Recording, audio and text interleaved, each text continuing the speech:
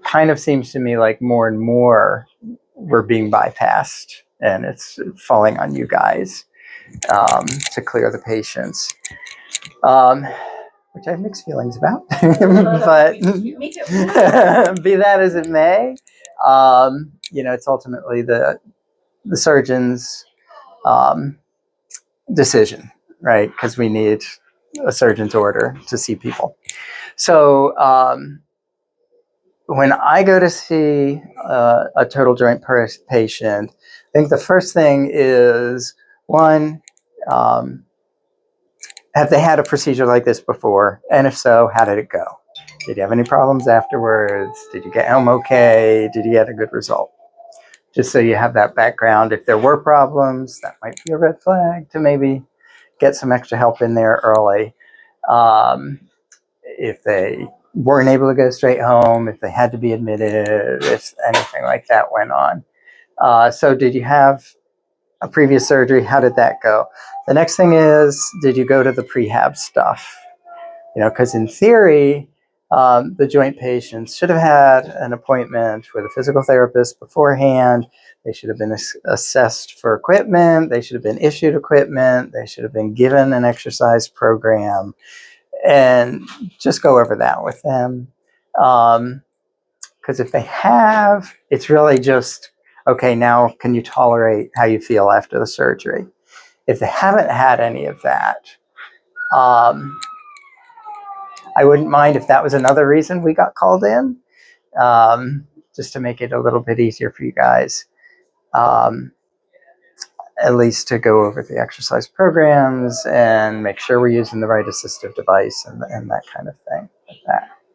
So assuming that they've had their pre-op visit, right? So it is kind of just the straightforward, we're going to get you up, we're going to make sure you're moving okay, and get you back home. First off, in general, and you guys probably actually know this better than I do, it's usually we wait a good hour and a half after the surgery before we assume that they're going to be ready to start getting up.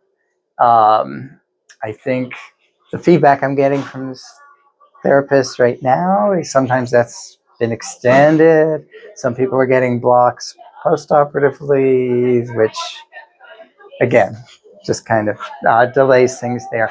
But the first thing to determine if somebody's ready to get up afterwards, we always start with looking at sensation. And sensation, it's really just limited to light touch. And all we're looking for, is symmetrical light touch. So starting at the toes and working your way up. If the sensation isn't intact yet, that's just that there is enough reason to wait. They're not going to feel their foot when they put it on the ground. So if sensation is intact, symmetrical to light touch bilaterally, then it's looking for motor return.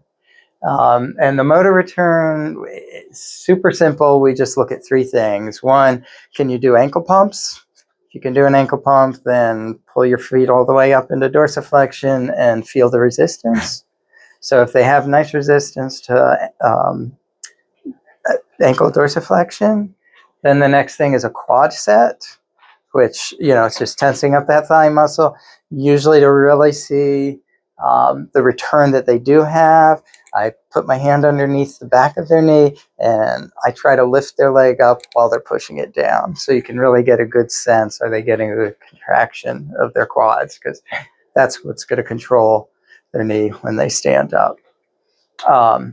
So ankle pumps, quad sets, and then we ask for a nice glute set, which is just, I always just tell them, just like you got to go to the bathroom and you don't want to right now. You just got to squeeze those cheeks and you just look for the dents, look for their buttocks to be lifted up a little bit. So if sensation is back, if they have motor return, they're probably ready to go. Again, you guys all know post-operatively, orthostasis is always a potential issue. So we always do start with orthostatics. I don't do like the traditional or the new traditional orthostatics, which is just lying down and stand straight to standing up and taking them after 1 minute, 3 minutes, that kind of thing. I still, for these patients, I want to do it lying down, sitting up, see how they feel sitting up. You can get a really good sense how they're going to respond to you. Do they have good trunk control when they're sitting? How's their head feeling when they're sitting up? How's their stomach? Are they going to get sick or anything? So, blood pressure lying down, sitting up. If all of that's fine, I still usually will make them do some range of motion while they're sitting. So can they fully extend that knee against gravity? Is the main one. Can they pull back, pull their knee underneath them? So knee flexion and knee extension. So if those things are okay, if the orthostatics look good, then it's time to get them up and standing. I will almost always just start with a walker because that's the simplest thing. And I did bring one. I know you've seen them, but I do want to talk a little bit, well, when you first stand them up, I don't allow them to start walking right off the bat. They have to stand for a minute. While they're standing, I just make them start weight shifting. How does your leg feel underneath you? Does it feel like the other one? Does your foot still feel a little bit numb? Anything like that. So how that's going. It gives you like a minute to see how their orthostatics are doing. Even if you're not taking the pressure again when they're standing, at least you'll know how they're feeling. So if that goes okay, then it's time to go ahead and let them start walking. Couple things to think of before they start walking. One is kind of scoping out the room. Again, if people do start feeling orthostatic, it's usually not right at the moment. It's usually after they've walked 10 or 15 or 20 feet on you. So just kind of making sure, maybe is there a chair somewhere nearby? Does somebody know what I'm doing?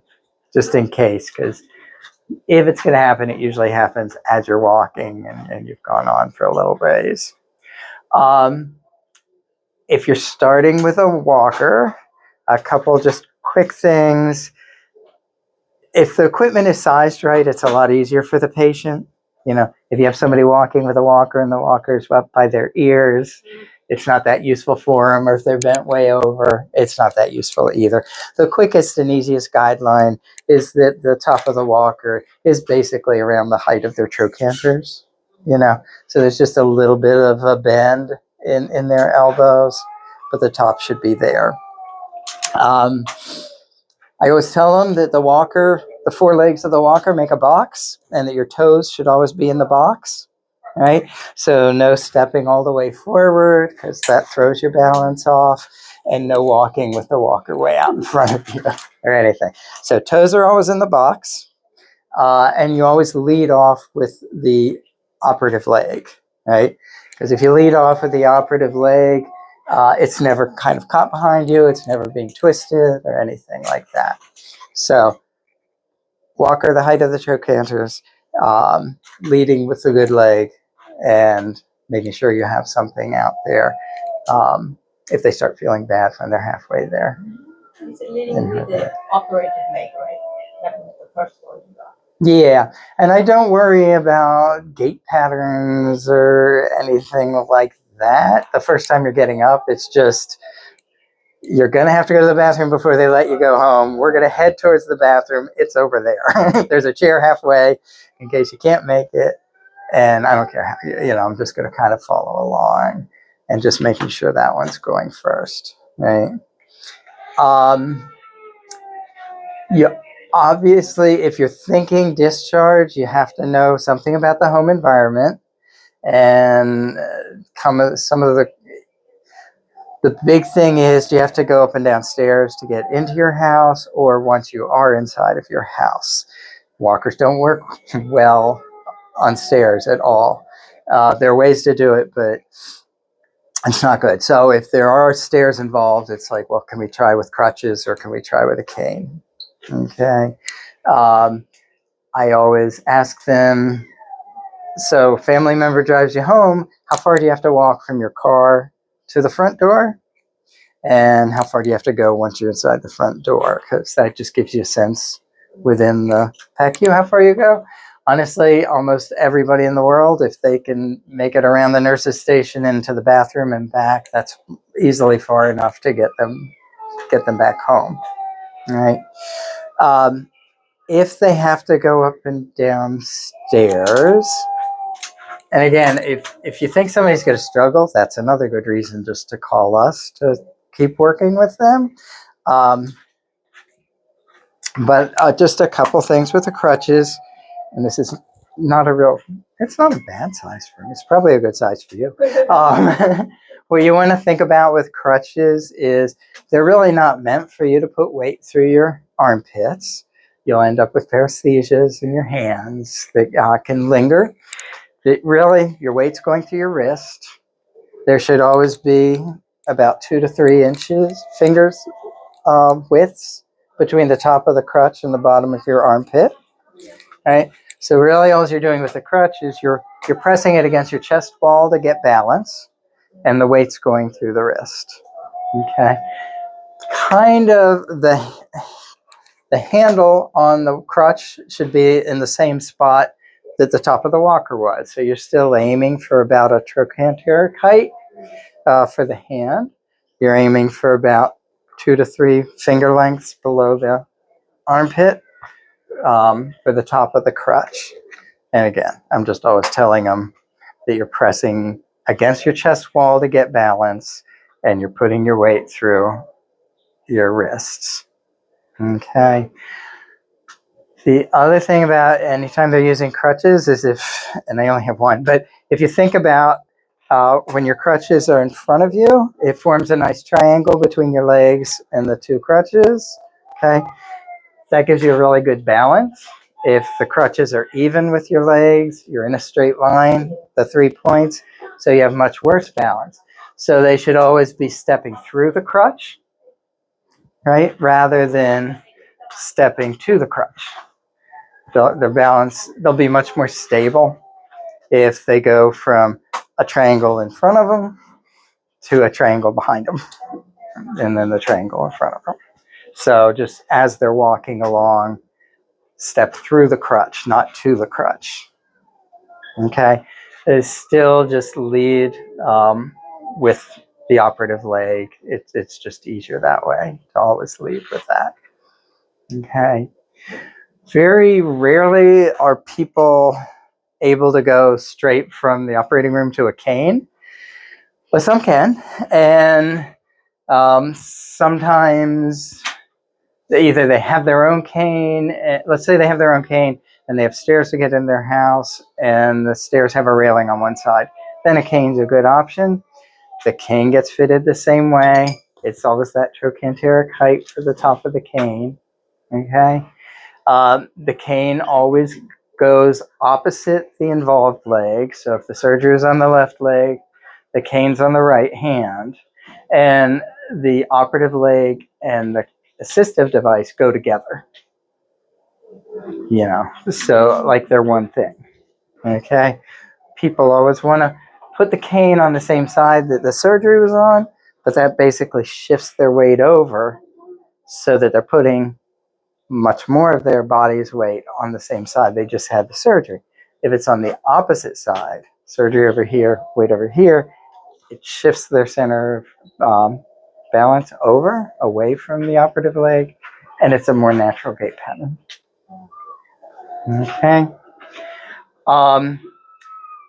I did print out just some little handouts that you guys can keep here, just about like going up the stairs, and simply, it just reiterates leading with the operative leg, that kind of thing, that I'll leave here. But going up the stairs, one step at a time, um, everybody knows the little saying, up with the good, the good go to heaven, the bad go to hell, whatever. So The assistive device stays with the operative leg as you step up with the good leg. And you just bring the operative leg up to meet it along with the assistive device and repeat and repeat. And usually, I mean, if somebody can walk the circuit around the recovery room here and make it to the bathroom and go up and down those little 3 or 4 steps around the corner, they're good to go. You know, ideally, especially the knees, if you ask them, they should have an outpatient appointment within about 72 hours of the surgery date to start. So if they don't, you got to bug them to make that, but they should have already had that made. I think the hips could benefit, many of the total hips. I think some of the surgeons might think they'll be okay without it, but if you have an active person or somebody who's still working and wants to get back to work, then I think it's also helpful for them. So I think that is about it, unless there are questions that anybody has. I know that the shoulder had some, was asking about the Ooh. pamphlets that you hand the patients. Can we get some of those? The exercise packets themselves? Yeah, we can bring up some. I'll bring up a set of those. And then, like I said, I do have some of the handouts. Just, if the patient's not that sure, if you want to give to the family member, here's how, when you get the patient home, here's how you want to go up the stairs or whatnot. I'll bring those up here. I personally don't know how to teach them the exercise. Okay. Well, I mean, that almost sounds like a separate thing because I don't want to lie somebody down here on the floor and go through the exercises. It's there. I mean, the big thing with the knees is if you keep the swelling down, it's not going to hurt them as much. You want to work on increasing the range every day, but, if you're cranking on it too much, if you're pushing it too hard, you're just going to increase the swelling and you're kind of going to be fighting against yourself. So it's really frequent. Frequency is more important than intensity in getting somebody moving again right afterwards, the immediate postoperative period. So I always tell them, don't go more than an hour during your waking hours in one position because it'll feel really stiff, etc. So, every hour when you're at home, get up, just walk back and forth across the room, do a few of the leg exercises, settle down again, and you'll feel a lot better. But we can, happy to go over the exercises. It's really, immediately, it's just based on range of motion is the primary thing, and getting good quad control, being able to really tighten up that thigh muscle. What about the shoulder, after shoulder, then they can start? Yeah, so the shoulder stuff, that's, obviously that's kind of new here. We haven't historically seen many shoulder replacements here. I think the big thing early on is you have to protect it with the bracing, right? So that splint kind of has to stay on, except cleaning. It's okay to start working the elbow and the wrist and using the hand. Not lifting weights, but you can grasp on things. That's gonna help with some of the swelling and pain afterwards, using it. Probably the biggest thing, and I guess the ideal thing would be for me to bring up one of the splints that they use, because probably the main thing is, do you know how to take them on and off to teach the patient? Because they are going to want to take them off just for some hygiene kind of purposes and cleaning them. But I'm happy to try to grab one, and we can do that at another one real quick. I don't have one. A splint here. I did go to the outpatient ortho clinic and ask them, can I have a demo splint so that we can show the patients too? But they gave me the wrong one. So I don't have the one that they actually are putting on the patients during the surgery. Do you mind also grab the support? Because sometimes like the teams they put like that big trunk things for the support, the pillow, The thing that's Yeah, coming sometime, right? I don't know what that thing's called. It's like a black one is like a square, and they also have a ball that the patient's supposed to be holding. Yeah. Yeah, is that common with the part? Because the last time my patient doesn't have it, and then they bring me the out. I don't even know how to position the like. Yeah. I have to call the team back, and then they have It should be there. I mean, the basic rule of thumb is if you think of the joint itself, the ball and the socket, that's kind of where you're going to want them to be able to position their shoulder. So it's not all the way in front of them. It's not too far out in the side or too up and down.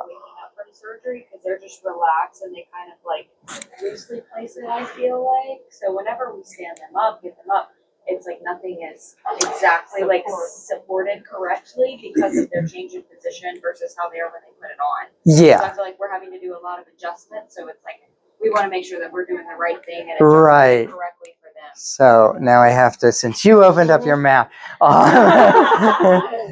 so it should be almost at a 45-degree angle coming this way, right?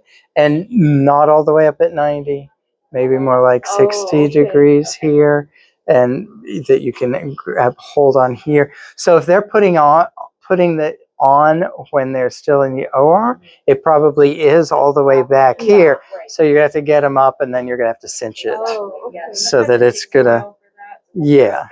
We have to get them dressed and readjust everything anyway, so we just want to make And this is just, if you think of that angle of that socket coming off of that scapula, you're kind of wanting to mimic that. And that's why it's about 60 degrees and about 45 degrees up through there. And the novel therapy when they are going to start. That can vary. We're leaving the shoulder still for a number of weeks, right? Before they start with passive range and then moving into the active range. But the initial thing is just, let's make sure that you're starting to use your hands to do things, that your wrist's going. And a good bit of that is really just that muscle pumping to help prevent some of the swelling in there. Yeah. All right. Thank you.